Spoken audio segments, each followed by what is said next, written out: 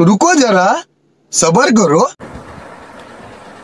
एक सवाल है सैयद हसन जान साहिब की तरफ से कि हमारे इलाके में ढोल रबाब बाजा के साथ मातम मजालस होते हैं, आया ऐसा करना जायज़ है? बाजा या मातम ये हालात लाम में से है, लिहाजा मातम करना जायज़ है बशर्ते कि खूनी मातम न हो। लिहाजा बाजे सरंगी का ढोल डपाके का इस्तेमाल करना पहले हराम है। अगर ऐसा करेंगे तो पहले हराम का इर्तिकाब होगा, मातम भी नाजायज हो जाएगा और जो काम किया जाएगा शादी ब्याह के मौके पर वो शादी भी हराम हो जाएगी।